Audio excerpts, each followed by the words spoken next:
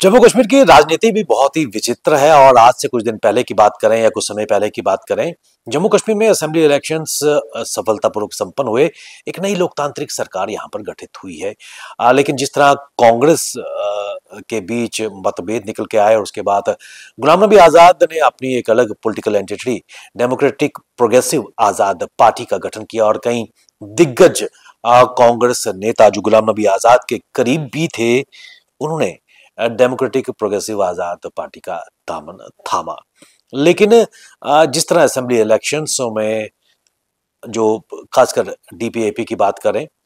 गुलाम नबी आजाद ने अस्वस्थता के कारण जहां बीच में कैंपेनिंग छोड़ी और उसके बाद रिज्वाइन की, उस वक्फे के दौरान जो कांग्रेस के उम्मीदवार थे उनके हौसले पस्त हो गए और कईयों ने अपना नाम भी विड्रॉ कर लिया। और यही कारण है कि जो इस वक्त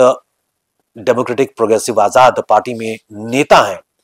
कहीं ना कहीं अपने भविष्य को लेकर उनकी चिंताएं बढ़ती नजर आ रही थी। और घर वापसी की राह को लेकर, खासकर अगर कांग्रेस की अगर बात करें, उसको लेकर एक बार फिर कयास शुरू हो चुके हैं। और ये भी नजर आ रहा है कि क्या जो डेमोक्रेटिक प्रोग्रेसिव आजाद पार्टी है, उसका जो पॉलिटिकल जर्नी है वो अपने अंतिम मरहले में दाखिल हो गई है। क्योंकि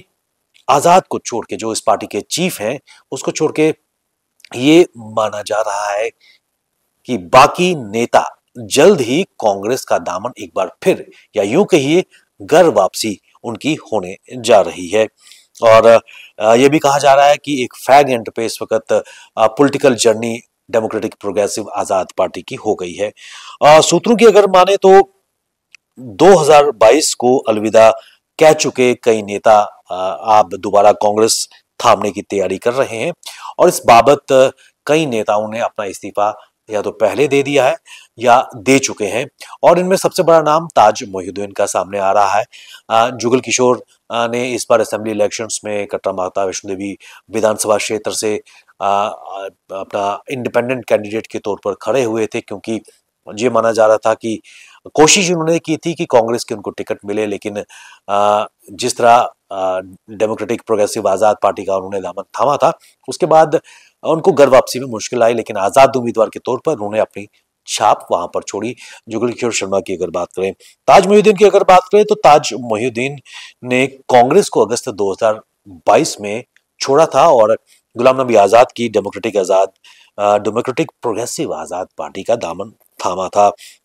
लेकिन ये कहा जा रहा है कि उन्होंने उसके बाद इस पार्टी को भी, डीपीएपी को अलविदा किया और उसके बाद आजाद उम्मीदवार के तौर पर उन्होंने उड़ी से चुनाव लड़ा, लेकिन उस चुनाव में उनको शिकस्त का सामना करना पड़ा। और ऐसे में जो और भी नेता है, गुलाम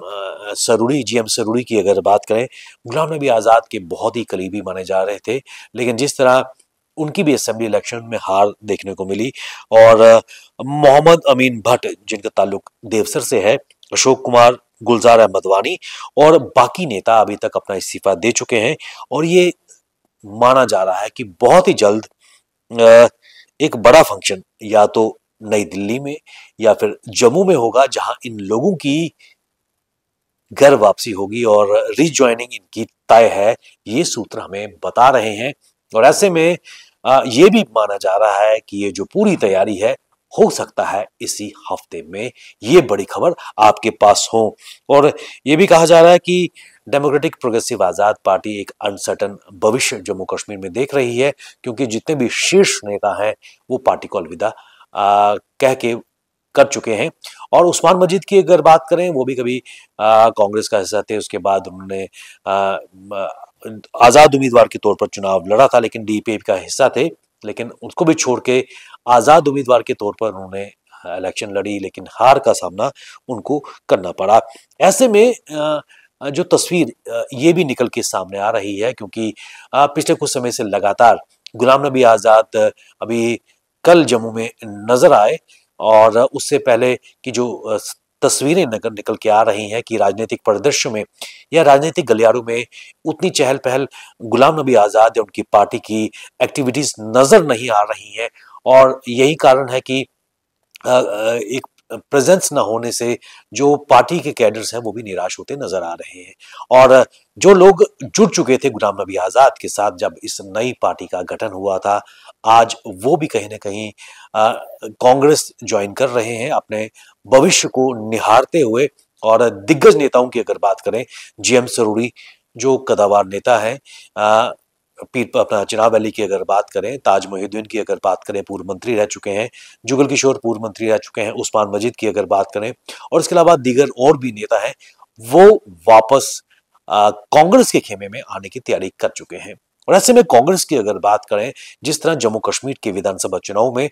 6 सीटों पर कांग्रेस सिमटती हुई नजर आई, और ऐसे में कांग्रेस भी अपना भविष्य को टटोलने के लिए कहीं ना कहीं इन पुराने चेहरों पर दाव जरूर लगाएगी, क्योंकि बेशक ये ज्वाइन कर रहे हैं, इनका अपना अपना एक पर्सनैलिटी है, एक अपनी कॉन्स्टिट्यूंसी में प्रभाव निश्चित तौर पर है। और शायद यही कारण है कि दोबारा ये घर वापसी की राह पर आ रहे हैं। और ये विन विन सिचुएशन ना केवल इन नेताओं के लिए रहेगी, बल्कि आने वाले समय में कांग्रेस के लिए भी ये विन विन सिचुएशन रहेगी, अपना भविष्य खासकर जम्मू कश्मीर में बेहतर करने के लिए।